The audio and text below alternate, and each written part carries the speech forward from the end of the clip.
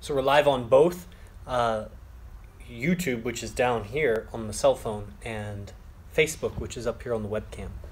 And I'll do both for briefly. Actually, the picture is a lot better on the YouTube, I think, because of the light. And, well, that's fine. So we'll get right into it, and we'll go a lot deeper when I shut off the YouTube and we go into just the subscriber. You can hear me? Good.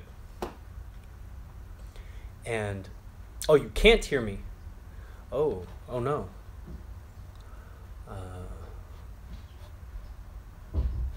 Well,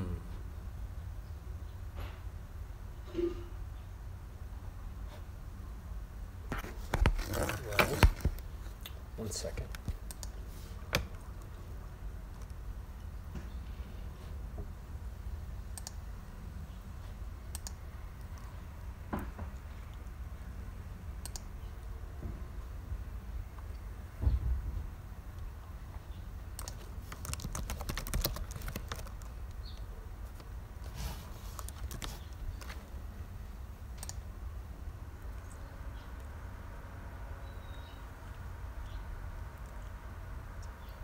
Okay, now I'm back live on the Silent Flute group.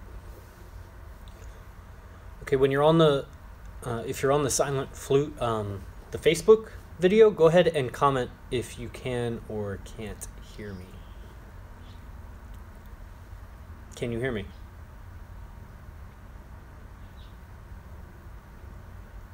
Yay, nay. Good. Okay, so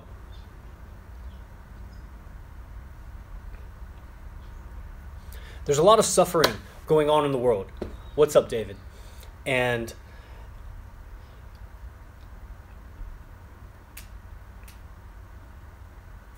okay, so what's happening is you have a mind.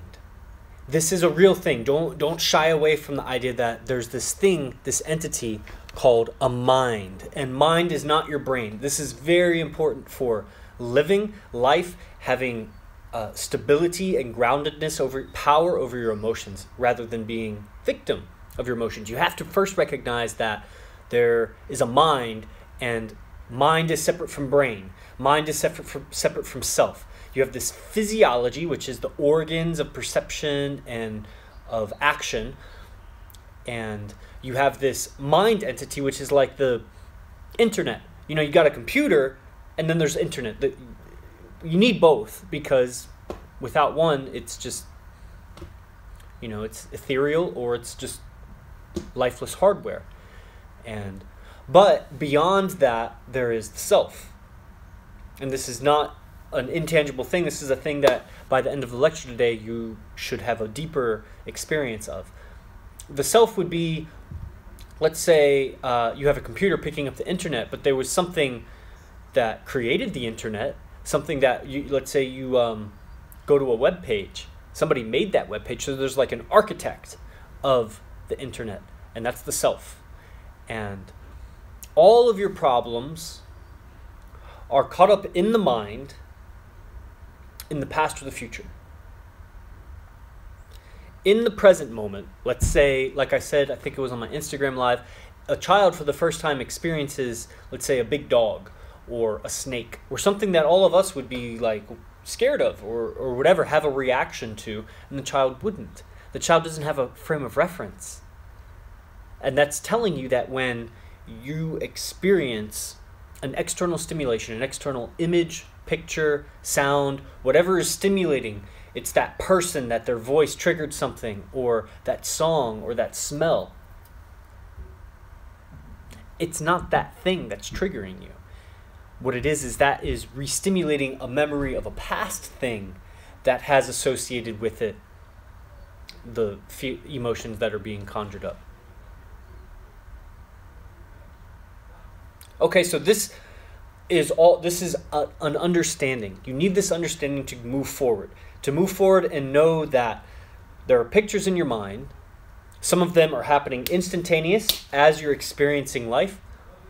A lot of them are imagined in the future.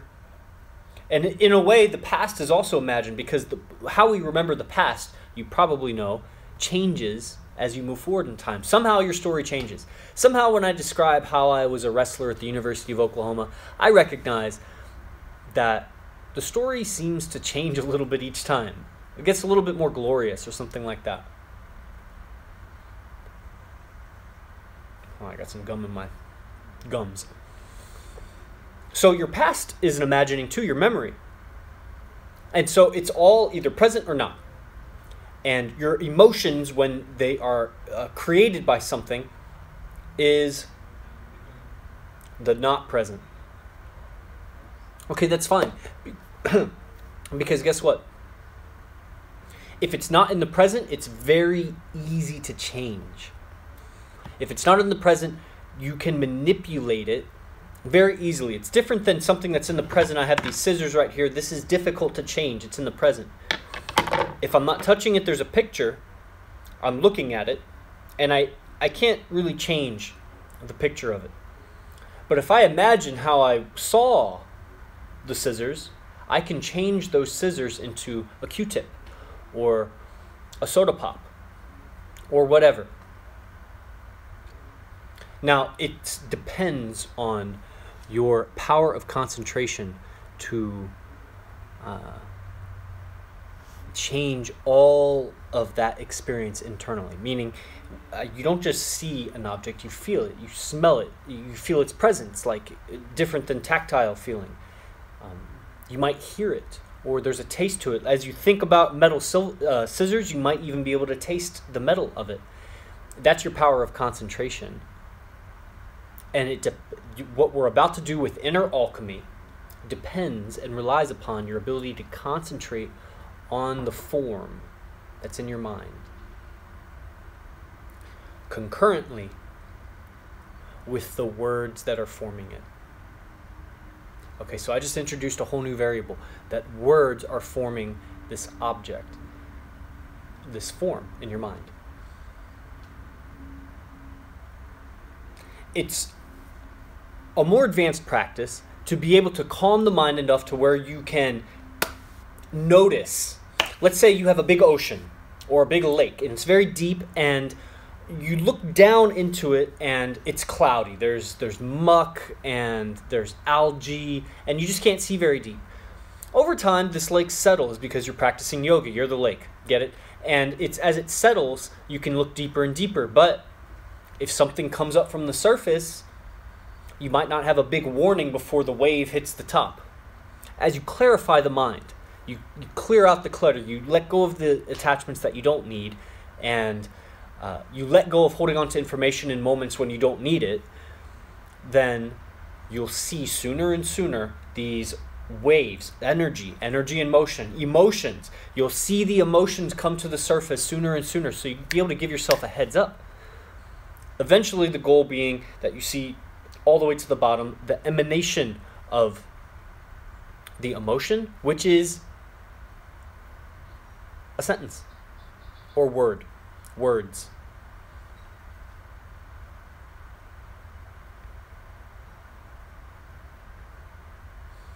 But, so that takes stilling the mind to a certain point. We're not, that takes practice. It takes time. And that's why you're in this group, the Silent Flute, not on the YouTube. And on the YouTube too, there's a lot there on the YouTube. Because I give these brief videos 5 days a week that allow you to step into the yoga experience. What is yoga? Yogas chitta vritti nirodha. Yoga is the stopping of the mind. That takes practice and proper techniques, right knowledge. For now, we can, rather than focus too much on what are these sentences happening before my emotions. A lot of times the emotions are overwhelming and it's too challenging to see the sentences before. Okay, so let's trigger the emotion. Let's say some words and create the emotion. Because there's energy in this emotion, energy in motion, it has the power to create a picture, which is a very, for some of you, a minority of you, it would be preferential to create a sound. Some of you, it would be preferential to create a tactile feeling. Most of you, 80% of you, let's say, it would be better, more efficient for you to conjure a picture. So we say some words. This creates a feeling Allow that feeling to become a picture. And then, just like I did with the scissors, just change the picture to something that's more conducive to the experience you want. Okay, so let's give you an example. There's an activity I do almost every day that I'm not the most fond of, and that is sending emails. This is a very basic, simple, and I'll get deeper into it. So, really quickly, take a deep breath. Relax your body. Take another deep breath.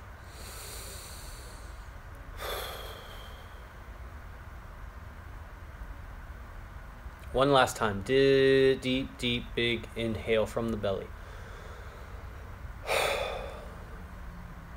Now imagine you have a shield in front of you, but it's glass, almost like a glass hood. There's a glass hood in front of your eyes, and then that you see everything just as clearly, but there's a barrier there. And sink and settle into this. Relax your tongue, soften your face, soften your breathing,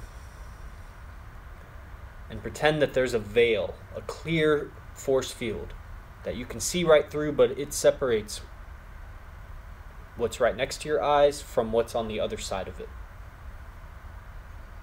Go ahead and close your eyes if you can.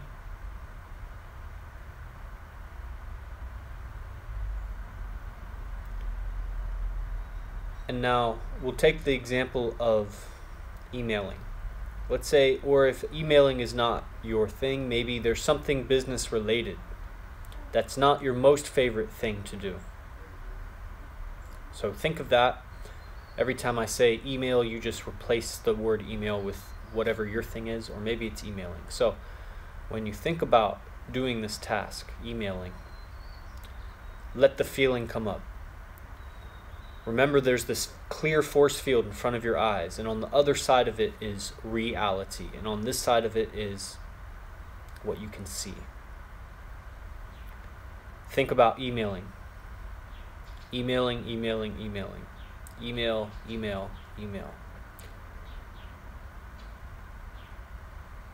One after another. And as you think about sending the email, or doing the email, writing the email, let this create a feeling. And just notice and put your attention on any sensations in your body as you think about emailing.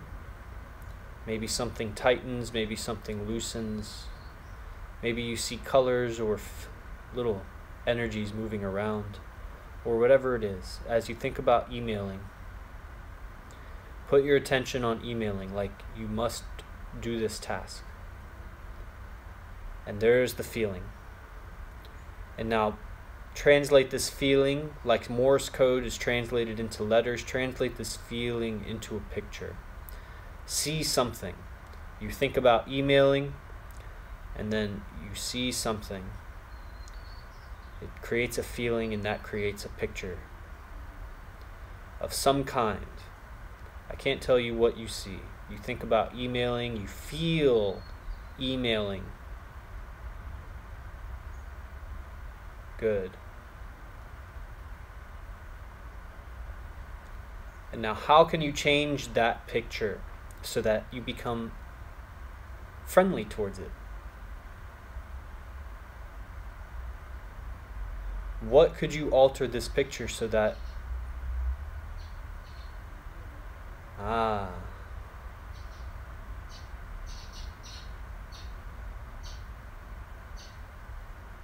yes, change the picture. Don't think about the words. If you need the picture again, just think about emailing. Create the feeling.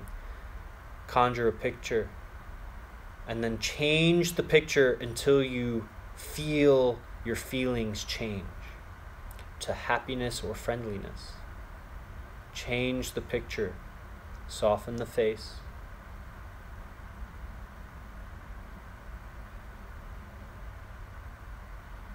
Good. Open your eyes, take a breath.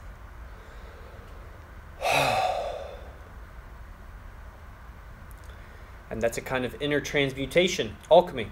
So that's the end for YouTube. If you'd like to see the rest, you go to ninthlimb.com or Seductive Instinct. It's a program for both, and you sign up. It's only $97 a month. So I will continue this lecture now for the subscribers. Namaste.